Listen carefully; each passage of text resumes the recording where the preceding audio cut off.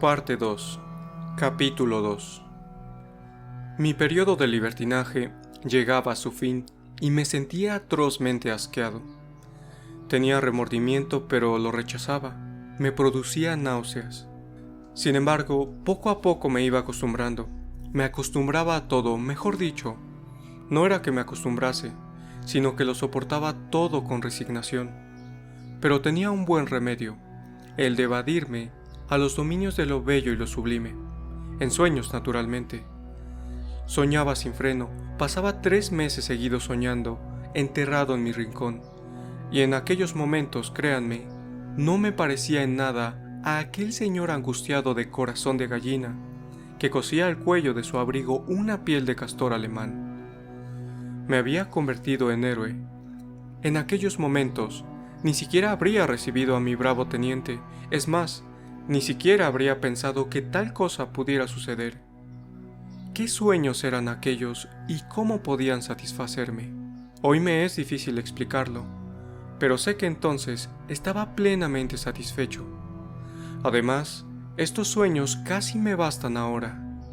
Tras mis excesos de libertinaje eran especialmente agradables y apacibles. Entonces acudían en mí en medio de los remordimientos, de las lágrimas, de las maldiciones impetuosas. Tuve instantes de tal plenitud, de una dicha tan perfecta, que era imposible burlarse de ellos. No había en mí más que fe, esperanza y amor, y es que en aquellos tiempos yo estaba ciegamente persuadido de que gracias a algún milagro, a alguna circunstancia externa, todas mis dificultades desaparecerían, caerían las murallas y dejarían al descubierto al fin un vasto campo de acción útil y bella, y sobre todo, dispuesta a que se cumpliese. Yo no sabía en qué podía consistir tal acción, pero lo principal para mí era que estuviese enteramente dispuesta para su cumplimiento. Entonces yo aparecía de pronto a la luz del día y me creía a lomos de un caballo blanco, con una corona de laurel en la frente. Ni me pasaba por la imaginación la posibilidad de desempeñar un papel secundario, y probablemente por eso admitía en la realidad resignadamente el último papel, o héroe o insignificante ser envuelto de lodo. No había término medio para mí, esto era lo que me perdía, pues desde el cielo me consolaba soñando que en otros instantes yo era un héroe, y este héroe alumbraba el barro con su prestigio. El hombre corriente ha de evitar caer en el lodo, pero el héroe está situado a tal altura que jamás podrá ensuciarse completamente, por lo tanto, yo puedo revolcarme en el cieno. Lo más notable es que estos impulsos hacia lo bello y lo sublime brotaban a veces en mí durante mis arrebatos de libertinaje, precisamente cuando me hallaba en el fondo del foso. Surgían como recuerdos y proyectaban un pálido resplandor, pero no lograban disipar mis deseos, por el contrario, parecían excitarlos gracias al efecto del contraste, que era precisamente lo que se necesitaba para hacer una buena salsa. Esta salsa se componía de contradicciones, sufrimientos y amargos análisis.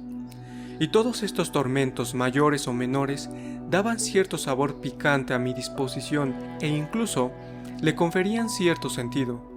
En una palabra, desempeñaban perfectamente el papel de una buena salsa. Todo esto no carecía de cierta profundidad, pero ¿habría podido yo admitir una disipación ordinaria, el libertinaje llano y simple de un empleadillo cualquiera, y soportar pacientemente este horror? No, yo tenía siempre en reserva cierto modo nobilísimo de considerar las cosas. Pero cuánto amor, Señor, cuánto amor sentía palpitar en mí durante aquellos sueños, cuando sabía que me hallaba en los dominios de lo bello y de lo sublime. Aunque el amor fuese fantástico, aunque no se pudiera aplicar a nada humano, rebosaba de tal modo en mí que no echaba de menos esta falta de aplicación a la realidad. Me parecía poco menos que un lujo inútil. Me volvía perezosa y voluptuosamente hacia el arte, es decir, hacia las bellas formas ya completamente realizadas por los poetas y a los novelistas, que nos las ceden en préstamo y que se adaptan fácilmente a todas las necesidades, a todas las exigencias. Gracias a ello, yo puedo, por ejemplo, triunfar sobre el universo entero. Entonces se prosternan ante mí en el polvo y están obligados a admirar mis perfecciones. Y yo perdono a todo el mundo. Siendo poeta y chambelán, me enamoro. Recibo infinidad de millones con los que obsequio inmediatamente al género humano, mientras confieso ante el pueblo reunido todas mis ignominias, que no son, ni qué decir tiene, ignominias ordinarias, pues todas contienen algo de bello, de sublime, algo byroniano dentro del género de Manfredo. Todos lloran y me besan, habrían sido imbéciles si no lo hubiesen hecho, y yo, descalzo y hambriento, me voy a predicar ideas nuevas y derroto por completo a los reaccionarios en Austerlitz. Acto seguido, suena una marcha. Es la amnistía general. El Papa accede a ausentarse de Roma y a trasladarse a Brasil. Luego, baile por toda Italia en la Villa Borghese, la que está junto al lago Como, pues se ha transportado el lago a los alrededores de Roma para esta ocasión. Seguidamente, gran escena en los bosquecillos, etc. En fin, ya saben ustedes lo que son estas cosas. Me dirán que es estúpido e innoble exponer todo esto públicamente, después de haberles confesado que derramaba lágrimas y tenía momentos de éxtasis. Pero, ¿por qué es innoble, señores?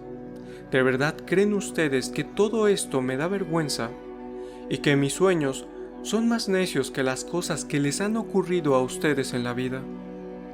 Además, créanme, ciertos hechos no estaban demasiado mal coordinados, pero ocurrían a orillas del lago Como. Por lo demás, tienen ustedes razón, es estúpido, es innoble, pero lo peor es que me estoy justificando ante ustedes, y el hecho de que lo confiese es todavía más vil. Bueno, basta ya, no acabaría nunca, pues siempre se encuentra el medio de descender más aún.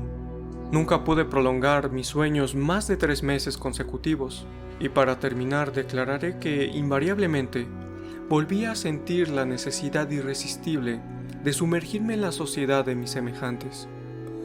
Esto significaba visitar al jefe de mi negociado, Anton Antonovich Sietochkin. Esta fue la única persona en toda mi vida con la que sostuve relaciones regulares, cosa que todavía me causa asombro, pero solo iba a su casa cuando mis sueños me habían elevado de tal modo que no tenía más remedio de estrechar en mis brazos a la humanidad entera. Y para eso necesitaba por lo menos un verdadero ser humano, un hombre de carne y hueso.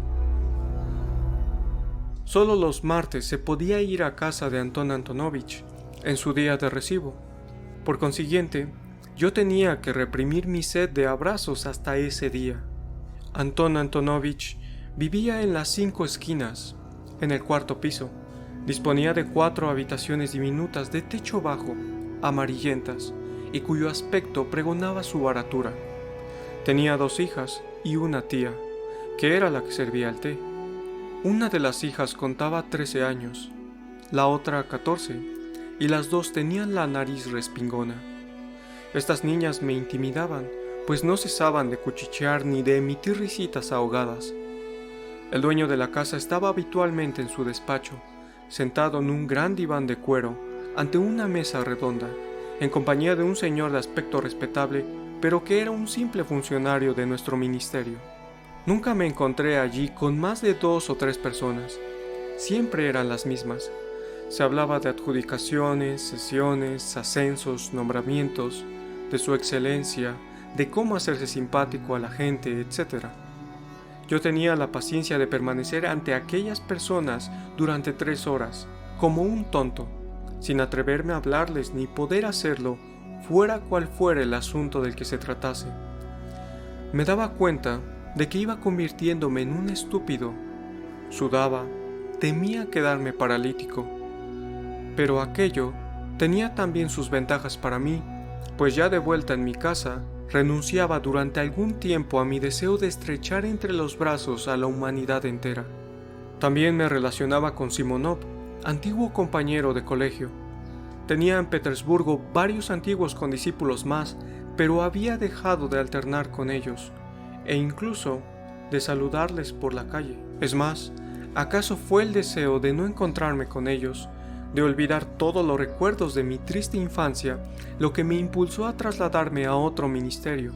Maldecía a aquella escuela, a aquellos atroces años de cárcel. Por eso rompí con mis compañeros apenas terminé mis estudios. Solo saludaba a 2 o 3, uno de ellos era Simonov. En la escuela no se había distinguido en nada y tenía un temperamento afable y reposado. Yo lo estimaba por su espíritu de independencia y por su honradez. Incluso, no creo que fuese extremadamente torpe. Pasamos juntos muy buenos ratos, pero nuestras buenas relaciones no duraron mucho. Una especie de bruma las cubrió repentinamente. El recuerdo de aquella cordialidad molestaba sin duda a Simonov, que temía, en mi opinión, que yo intentara reanudar nuestro trato amistoso. Incluso me pareció que le repugnaba. Pero como no estaba seguro, seguía yendo de vez en cuando a su casa. Y he aquí que un jueves, incapaz de soportar más tiempo mi soledad, y sabiendo que los jueves la puerta de Anton Antonovich estaba cerrada, me acordé de Simonov. Al subir la escalera que conducía a sus habitaciones del 4º piso, precisamente entonces, caí en la cuenta de que mi visita podía molestar a Simonov, y me dije que había hecho mal en ir a su casa. Pero como el resultado de esta clase de reflexiones era generalmente incitarme a hacer lo que no debía, entré resueltamente. Hacía un año que no había ido a casa de Simonov.